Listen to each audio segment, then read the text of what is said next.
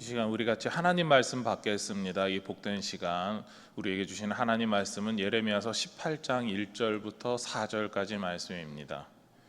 예레미야 18장 1절부터 4절까지 우리 토기장의 뜻대로라는 제목으로 우리 하나님 말씀 받겠습니다. 예레미야서 18장 1절서부터 4절까지 말씀 우리 같이 한 절씩 교독하도록 하시겠습니다.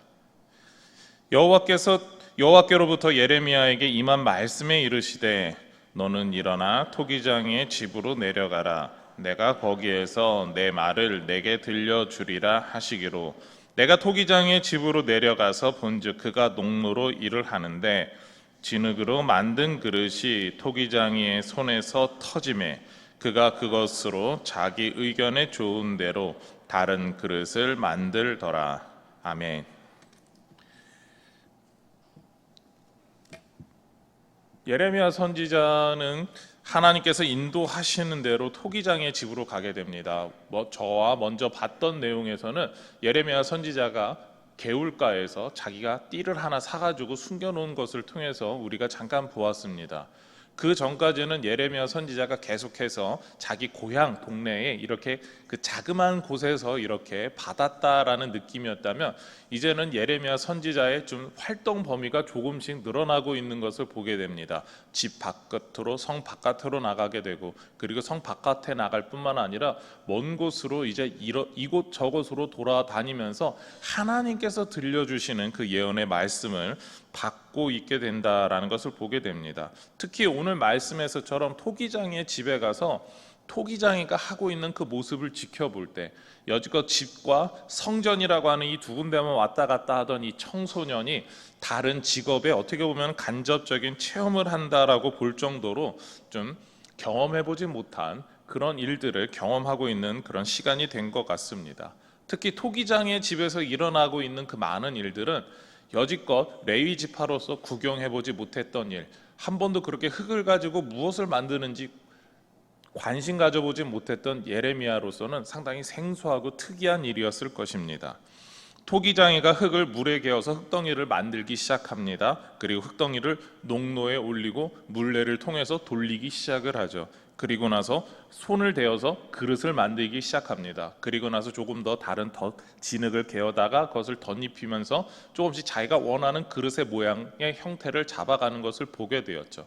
그러다가 그릇이 더 모양을 잡는 게 아니라 갑자기 일그러지면서 그 흙 모양이 엉망이 돼버립니다. 그랬을 때 토기장이는 이렇게 선택을 하죠. 그 그릇에 대해서 어쩔 줄 몰라 하는 것이 아니라 다시 뭉쳐서 다른 그릇을 만들겠다라고 하고 일을 다시 태연하게 진행하는 것을 그 모든 현장을 보게 되었습니다. 오늘 말씀은 여기까지만 나온다라고 볼 수가 있죠. 4절 말씀을 제가 다시 한 번 더 보도록 하겠습니다. 진흙으로 만든 그릇이 토기장이의 손에서 터지매 그가 그것으로 자기 의견에 좋은 대로 다른 그릇을 만들더라. 토기장이가 자신의 생각대로 그릇을 만들어서 그렇게 다시 진행하는 모습을 보게 됩니다. 우리는 어쩌면 그 토기장이가 자기가 원하는 그릇의 모양을 만들어내서 그 다음에 그것을 가지고 다음 단계로 나아갈 것이다 라고 추측해 볼 수가 있습니다. 그릇을 건조할 것입니다. 그리고 건조한 그 그릇을 보고 자기가 원하는 대로 나왔는지 안 나왔는지 한번 확인할 것입니다. 그래서 됐으면 그 다음 단계로 넘어가겠죠. 바로 초벌구이를 진행하게 될 겁니다. 초벌구이를 진행하고 나서 그 구운 걸 가지고 다시 한 번 더 감상을 하겠죠. 그리고 나서 이대로 잘 나왔다 안 나왔다를 판단할 겁니다. 그리고 나서 이제 우리가 생각하는 건 유약을 바를까라고 하지만 토기와 같은 것은 유약을 바르지 않는다라고 합니다. 우리가 잘 알고 있는 것처럼 옹기, 사기, 혹은 도자기 이런 것만 유약을 바르고 일반적인 가장 기본적인 토기는 유약을 바르지 않습니다. 잠깐 더 놔뒀다가 일종의 어떻게 보면 숙성의 기간을 거친 다음에 다시 재벌구이를 하게 됩니다. 그리고 나서 다시 한번 검토를 해서 본인이 의도한 대로 그리고 그릇으로서 가치가 있는가를 평가하게 되는 거죠. 그리고 나서 사용하게 되는 겁니다. 그 모든 다시 만들고 조금 더 추가로 만들고 초벌을 하고 재벌을 하는 그 모든 과정들 속에서 항상 토기장이는 검토를 하게 됩니다. 자기가 원하는 대로 잘 되었나라는 것이죠. 만일 잘 되지 않았다면 어떻게 하겠습니까? 그 그릇은 다시 그 이상의 것으로 사용되지 못할 것입니다. 토기를 만드는 모든 과정은 일정한 순서가 있습니다. 그 과정 속에서 항상 하는 게 있다면 조금 전에도 반복해서 이야기 드린 것처럼 검토를 하고 확인을 합니다. 제대로 원하는 대로 일정한 기준에 원하는 대로 되었는가라는 것이죠. 그것이 전부 다 토기장의 뜻대로 나왔는가라고 하는 토기장이 나름대로의 기준이 있다라는 겁니다. 그리고 그 밑에서 배우는 사람들도 일정한 기준에 따라서 같이 자기 선생님한테 배운 기준대로 그 모든 그릇을 검사할 겁니다. 그리고 나서 그것이 통과될 때마다 그릇을 만들겠죠. 그 모든 것이 합당하고 타당한 이유가 있었기 때문에 가능할 것이다 라고 우리는 말할 수 있습니다. 심지어 이렇게 한번 생각해 보시면 좋을 것 같습니다. 이렇게 그릇에 대해서 판단하고 만드는 그 토기 장애가 단순히 그냥 동네 사람 정도가 아니라 국가에서 공인될 정도의 장인이다라고 하면 어떠했을까요? 사람들이 보았을 때 그 사람이 무언가 기준을 내세우고 이렇게 하는 것이 옳습니다라고 한다면 수많은 사람들이 동의해 줄 겁니다. 그 사람의 권위 때문에라도. 장인의 예술론이 있으니까, 실용성이 넘치는 그릇을 만들어야 되니까, 용도를 넘어서 그 모든 최선의 최고의 그릇을 만드는 데 추구하기 때문에, 그런 장인이기 때문에 단순하게 만들지 않을 거야 라고 생각을 합니다. 그런데 그런 장인이 장인 중에 장인, 모든 장인들조차 우러르는 장인이었다라고 하면 어떻게 될까요? 그 사람의 흙으로 만든 그 모양 하나 놓고서 이거는 잘 그릇이 안 나올 것 같아, 다시 만들자라고 이야기하면 많은 사람들이 아닙니다라고 하는 이야기보다 예, 그렇게 하시죠, 맞습니다 라는 이야기를 하게 될 겁니다. 그만큼 그 사람의 권위나 그 토기장의 실력에 있어서 인정을 할 겁니다. 이러한 토기장이를 바라보고 있는 예레미야 선지자에게 하나님께서 말씀을 주시죠. 6절 말씀입니다. 여호와의 말씀이니라, 이스라엘 족속아, 이 토기장이가 하는 것 같이 내가 능히 너희에게 행하지 못하겠느냐? 이스라엘 족속아, 진흙이 토기장의 손에 있음 같이 너희가 내 손에 있느니라. 토기를 만드는 장인의 뜻에 따라 그 그릇의 운명이 결정되듯이 이스라엘 족속의 모든 운명은 하나님의 뜻에 따라 결정됨을 말씀하고 있는 것입니다. 특히 어떠한 토기장이가 와도 가장 최고의 장인이라고 인정받을 만한 그 하나님께서 우리의 인생을 만지고 계시다라고 한다면 어느 누구도 반대할 수 없을 겁니다. 이 사람의 운명에 대해서, 이 사람의 삶에 있어서 내가 이렇게 결정했으니까 라고 한다면 많은 사람들이 동의하고 따라갈 수밖에 없다라는 것이죠. 그러한 하나님께서 각 나라에 대해 심판하시면서 그들의 운명을 결정하시는 분이시다라고 하는 것을 선지자에게 알려주십니다. 우리 7절부터 10절 말씀인데요, 우리 같이 화면을 한번 보실까요? 내가 어느 민족이나 국가를 뽑거나 부수거나 멸하려 할 때에 만일 내가 말한 그 민족이 그의 악에서 돌이키면 내가 그에게로 내기로 생각하였던 재앙에 대하여 뜻을 돌이키겠고, 내가 어느 민족이나 국가를 건설하거나 심으려 할 때에 만일 그들이 나 보기에 악한 것을 행하여 내 목소리를 청종하지 아니하면 내가 그에게 유익하게 하리라고 한 복에 대하여 뜻을 돌이키리라. 하나님의 뜻이 이것이죠. 하나님이 복을 주시겠다라고 했는데 하나님 뜻 기준에 부합하지 않는다면 그 복을 주시지 않겠다라는 것입니다. 오히려 심판하시겠다는 것이죠. 하나님께서 심판하시겠다라고 했는데 그 뜻을 돌이킨다면 하나님께서 무엇이라고 이야기합니까? 그 저주를 주시는 게 아니라 오히려 복을 주시겠다라고 하는 이야기를 하고 계십니다. 실제로 하나님 말씀대로 그러한 일들이 나타났었습니다. 요나가 아수르의 수도 니느웨에 가서 외쳤을 때 니느웨에 거하던 사람들이 어떻게 합니까? 그 말씀을 듣고 우리가 죄를 지었습니다라고 해서 종부터 왕에 이르기까지, 그리고 모든 짐승들까지 전부 다 제 가운데 앉아서 하나님 앞에 3일 금식하면서 용서함을 빌었습니다. 그리고 하나님께서 니느웨를 심판하시겠다라고 한 것을 뒤엎으셔서 오히려 복을 내려주시고 그들의 그 모든 죽음으로부터, 심판으로부터 벗어나게 해주시죠. 마찬가지로 바벨론 왕 벨사살에 대해서 하나님께서 이렇게 평가하십니다. 메네메네 데겔 우 바르신. 다니엘이 그 뜻을 해석해 주죠. 하나님의 저울에 달아보았을 때 당신은 기준에 미치지 못하였다라는 것입니다. 그리고 이 평가에 대해서 벨사살은 어떻게 합니까? 하나님 앞에 나아가기보다 그냥 그 뜻을 해석한 다니엘에 대해서 칭찬하고 나라의 제 세 번째 다스리는 사람으로 올려주게 됩니다. 그렇지만 벨사살은 그날 밤 암살을 당하고 죽게 되죠. 그렇습니다. 하나님의 뜻에 순종하는 국가와 불순종하는 국가의 운명에 대해서 이렇게 달라지게 된다라는 것이죠. 하나님께서 분명히 망한다고 한 나라는 하나님 뜻에 순종하니까 그 망하는 거에서 뒤집어지게 되는 거고, 그리고 계속해서 부흥하고 성장할 것 같았던 나라가 하나님 뜻에 불순종하니까 오히려 망하게 되었다라고 하는 것. 이것이 하나님 말씀에 순종하느냐 불순종하느냐, 그것을 뜻하고 있다라는 것이죠. 이렇게 하나님께서 한 나라의 흥망성쇠도 주관하시는 분이시다라고 하는 것을 하나님은 나타내고 계십니다. 하나님의 뜻에 이렇게 결정되는 것을 우리는 하나님 절대 주권이다라고 표현하게 됩니다. 하나님께서 역사의 주관자이시면서 모든 나라의 흥망성쇠에 대해 직접적으로 역사하시는 분이심을 강하게 표현하는 것이죠.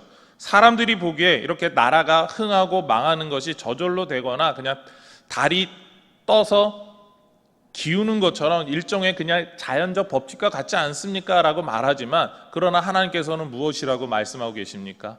하나님께서 그 모든 것을 인도하시고 주관하시고 허락하셨기 때문에 되는 일이다라고 하는 것을 분명하게 강하게 말씀하고 계시는 것입니다.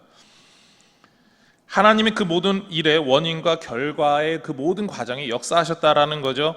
그리고 이 모든 것을 통해서 하나님의 선하심이 드러나게 됩니다. 그렇기 때문에 우리는 하나님 절대 주권이다라는 이야기를 하게 되는 것입니다. 하나님 절대 주권에 대해서 다시 한번 강조해서 이야기하면, 하나님께서 원하시는 대로 모든 것을 전부 행하신다라고 생각하고 판단하고 말할 수 있을 것입니다.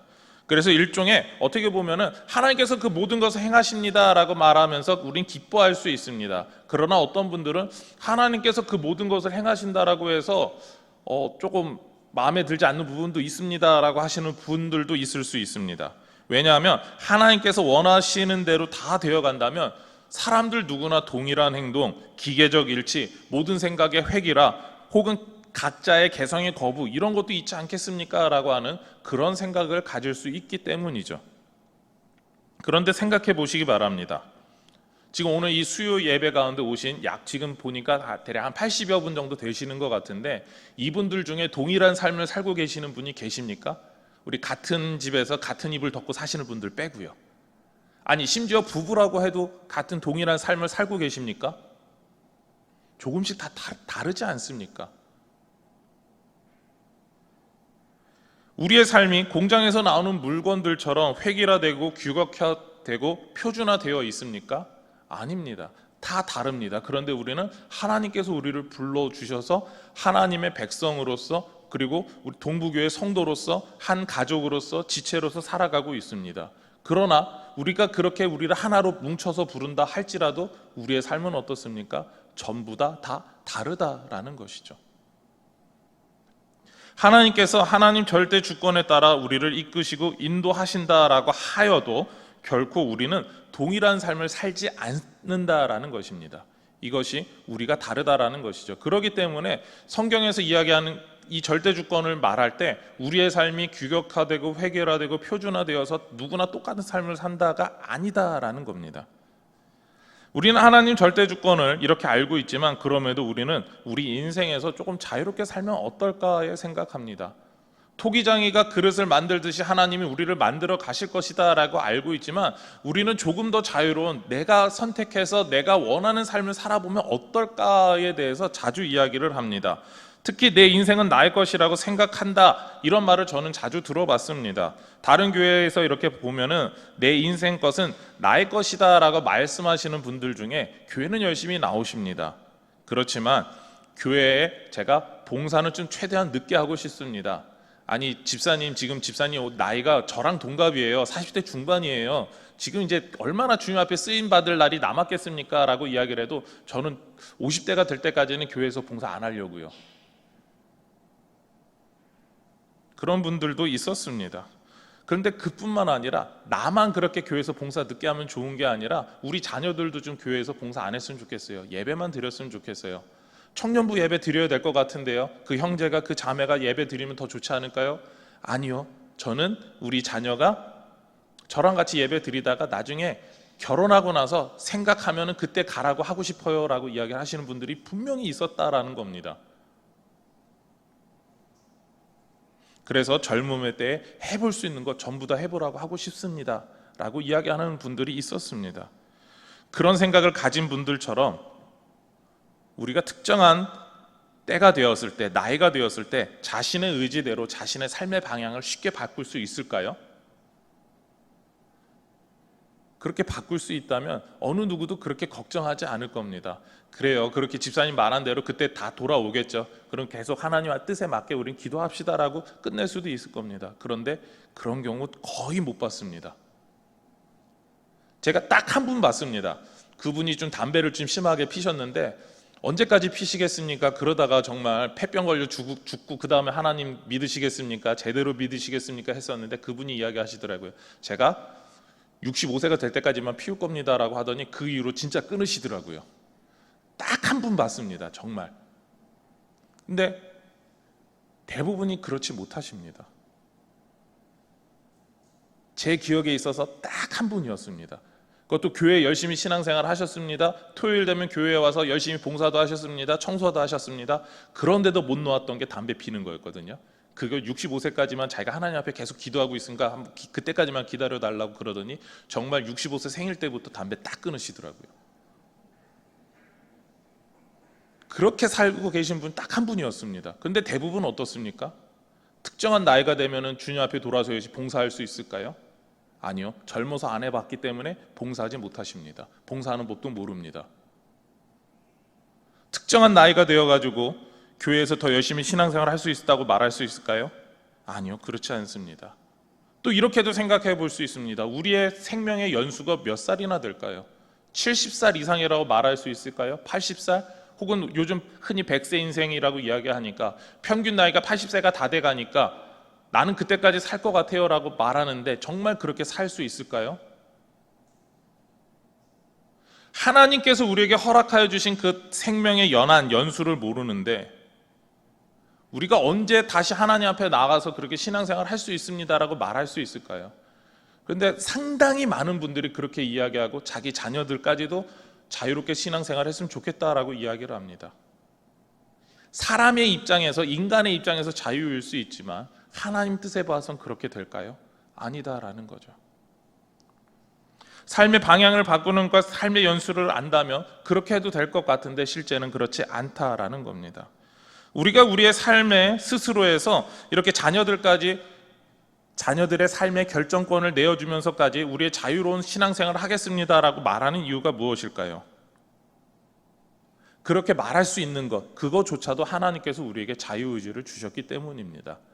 그렇지만 하나님께서 더 궁극적으로 원하시는 건 무엇이냐라는 것이죠. 하나님께서 우리의 자유의지를 이렇게 존중해 주신다라고 하는 것에 가장 대표적인 거는요, 우리가 신앙생활을 그렇게 선택하겠습니다가 아니라 여러분들이 각자 가지고 있는 개성입니다. 지금 이 가운데 여러분들 이게 더운 날씨에 옷을 입고 오신 그 스타일들이 다 조금씩 다 다르십니다. 여기 보면은 어디 홈쇼핑에서 보통 옷 똑같은 거 팔았을 때도 동일하게 똑같이 입고 오시는 분들 계신가요? 제가 이 동부교회 보면서 거의 옷 똑같이 입고 오신 분들 거의 못 봤습니다. 일부러 우리 젊은 부부들 중에서 커플티로 맞춰 입고 오지 않는 이상은 거의 옷 스타일 비슷하게 입고 오시는 분들 못 봤습니다. 왜 그렇습니까? 각자 개성이 있으니까, 자기가 좋아하는 옷 스타일이 있으니까 그것을 입고 오시는 겁니다. 하나님께서 그 모든 것을 통해서 각자 개성에 따라서 하나님께서 교회 생활로 부르십니다. 그리고 신앙생활을 하게 하시죠. 우리가 각자의 자유의지를 하나님께서 존중해 주신다라고 하는 것이 바로 그런 점입니다. 각자가 섬기고 싶으신 영역이 있습니다. 교사로 섬기고 싶습니다. 찬양팀으로 섬기고 싶습니다. 성가대로 섬기고 싶습니다. 방송실에서 아니면 운전으로, 그런 다양한 모습으로 우리가 섬기게 되죠. 왜 그렇습니까? 하나님께서 그 모든 개성들을 우리에게 주시고 더 나아가서 자유의지라고 하는 걸 허락해 주셨기 때문에 각자가 자유롭게 여러 모양으로 섬기고 있다라는 것이죠.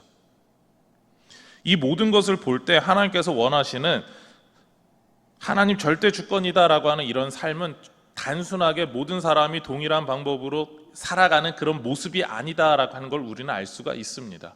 하나님께서 절대 주권을 원하시지만 그 방향이 아니라 아니 그 모든 삶의 동일한 모습과 획일화된 것이 아니라 삶의 방향이 하나님을 위해서 살아가는 것이다라는 것을 이야기할 수 있습니다. 그리고 만약에 하나님께서 우리가 하나님의 뜻대로 살지 못할 때 어떻게 하십니까? 우리가 흔히 하는 말로 치신다라는 표현으로 이야기를 하죠. 하나님께서 하나님의 뜻대로 우리를 돌이키셔서 하나님 뜻에 살아갈 수 있도록 부르신다라는 겁니다. 그리고 혹은 이런 경우도 있습니다. 말씀을 듣는 가운데 갑자기 주체할 수 없는 깨달음을 주십니다. 그래서 내가 하나님 뜻대로 살지 못하였습니다. 하나님 뜻대로 살 수 있는 마음을 주시옵소서라고 손들고 나오기도 합니다. 혹은 찬양하는 가운데 벅찬 감격과 눈물을 흘리면서 하나님이 나에게 이런 기쁨을 주셨습니다라는 것을 깨닫게 되죠. 혹은 기도하는 가운데 하나님께서 주신 이 기도하는 시간을 통하여서 내가 여지껏 깨닫지 못했던 것을 이제 깨닫게 됩니다라고 고백하면서 어느 날 갑자기 대성통곡하며 울며 하나님 앞에 기도하며 나가시는 분들도 있습니다. 그 모든 것이 하나님께서 우리의 자유의지를, 개성을 인정해 주시기 때문에 나오는 결과이죠. 그리고 그것들을 통하여서 하나님이 내 삶을 인도하십니다라고 하는 것을 고백하게 하는 절대주권으로 나아가게 된다라는 겁니다. 그래서 하나님 절대주권이다라고 하는 것은 하나님께서 우리의 모든 삶을 획일화시키는 게 아니라 하나님의 영광을 위해서 하나님을 찬양을 부르게 하는 그 자리로 불러주신다라고 하는 바로 그것에서 시작함을 우리는 알 수가 있습니다. 그리고 우리가 이렇게 하나님의 뜻대로 살아가겠습니다. 하나님께서 우리의 삶을 그렇게 바꿔가실 것입니다 라고 하는 것을 알 수 있는 구절이 오늘 우리가 읽을 말씀 가운데 있습니다. 바로 4절 말씀인데요, 우리 화면 보고 4절 말씀 같이 읽도록 하시겠습니다. 시작. 진흙으로 만든 그릇이 토기장이의 손에서 터지매 그가 그것으로 자기 의견에 좋은 대로 다른 그릇을 만들더라. 토기장이는 자신의 뜻대로 그릇을 빚어갑니다. 기계적이고 일률적인 것 같지만 토기는 장인의 목적에 맞게 변해가게 되는 것이죠. 진흙 덩어리가 그 모양을 여러 가지로 하게 됩니다. 똑같은 접시를 만든다 하더라도 접시마다 모양이 조금씩 다 다릅니다. 왜 그렇습니까? 그 흙이 가진 특징들 때문에, 그 흙을 구워내는 과정들 가운데 조금씩 모양이 다르다라는 것이죠. 그러니까 하나님께서 우리를 빚어가십니다. 우리를 목적에 맞게 사용하시려고 합니다라고 했을 때 우리가 규격화된 정말 공장에서 플라스틱을 찍어내는 것 같은 모양으로 나오는 게 아니라 우리는 각자가 가지고 있는 개성에 따라 조금씩 다른 모양을 다 가질 수밖에 없다라는 것이죠. 그리고 그것을 통하여서 우리를 만들어 가시는, 우리를 빚어 가시는 하나님께 영광을 돌린다라는 겁니다. 앞서서 종종 자녀들이 자신에게 주어진 자유를 오래 누리길 원하시는 부모님이 있다라고 이제 이야기를 했습니다.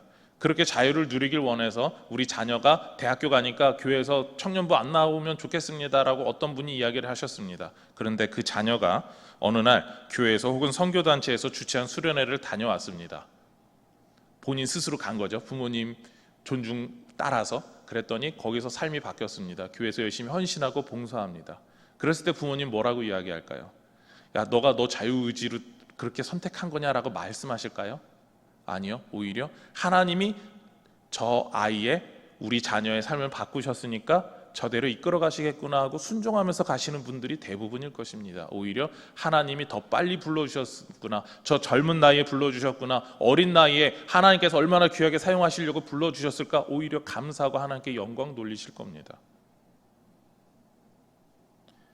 우리는 그런 자녀들의 변화를 기쁨으로 받아들이고 오히려 하나님의 영광이구나라고 하는 것을 깨닫게 되죠. 그것이 바로 하나님이 우리를 빚어가시는 과정이고 모습이라는 겁니다. 우리는 이렇게 우리의 삶이 선하신 하나님의 뜻대로 변하여 가는 과정을 보면서 이것이 하나님께서 행하시는 절대주권이구나라는 것을 깨닫게 됩니다. 그리고 이렇게 모든 역사의 순간에 하나님의 선한 뜻이 나타나고 절대주권이 나타날 때, 그리고 우리 성도들뿐만 아니라 세상 군왕들에게까지 나타나고 세상 여러 나라들에게 하나님 절대주권이 나타나는 모습을 우리는 섭리라고 부르게 되는 것이죠. 그런데 이러한 섭리는 앞서 본 예레미야 18장 7절부터 10절 말씀처럼 모든 세계에 영향을 주고 하나님 뜻대로 변해가고 그것을 인정해야 된다라고 하는 것을 분명히 우리는 인정해야 합니다. 그리고 하나님께서는 세상 나라들조차도 하나님 뜻에 순종하여서 나온다면 그들이 하나님을 알고 평생토록 살아가지 않는다 하더라도 그들에게까지 복을 주신다라는 것이죠. 이것이 하나님께서 주시는 놀라운 섭리의 역사인 것입니다. 물론 그렇다라고 해서 그렇게 변한 그들을 우리가 천국에서 볼 수 있다 하는 건 좀 다른 문제일 겁니다. 왜냐하면 예수님을 구주로 영접하느냐라고 하는 더 근본적인 문제가 남아있기 때문이죠. 어떻게 보면 예수님을 믿는 사람들이 흉내만 냈다라고 해서 그들도 동일한 복을 받는다라는 겁니다. 물론 천국에 들어가는 그 복을 누리는 것 전혀 별개의 문제다라는 것이죠. 우리는 여기서 착각할 때가 있습니다. 하나님이 섭리에 따라서 하나님 말씀에 순종하는 사람들에게 복을 주시니까 저 사람이 예수를 믿었을까? 구원받았을까? 등의 깊은 고민을 하게 됩니다. 그러나 오늘 말씀 가운데 하나님께서 우리에게 들려주시는 이야기는 하나님의 선한 뜻은 각자에게 다르다라는 것이죠. 예레미야 선지자가 토기장이를 바라보면서 하나님의 말씀을 들을 때 이스라엘 백성들이 선택한 대답이 있습니다. 하나님께서 분명히 하나님의 선한 뜻대로 하나님의 절대 주권 가운데 하나님의 뜻을 인정하고 따라와야 된다라고 했는데 예레미야 선지자는 정말 가슴이 아팠습니다. 왜냐하면 세상의 여러 나라들조차도 하나님이 행하시는 그 뜻을 보고 그 뜻을 돌이키는데 왜 하나님이 선택한 백성은 여전히 하나님 말씀에 순종하기를 거부하는가라는 것이죠. 그렇지만 하나님이 원래 원하셨던 모습은 무엇일까요? 예레미야서 18장 7절과 8절을 쉬운 성경 번역본으로 우리 한번 같이 읽어보도록 하겠습니다. 같이 화면 보시고 읽겠습니다. 시작. 때가 되면 내가 어떤 나라나 민족을 뿌리째 뽑아버리거나 완전히 멸망시키겠다고 말할 것이다.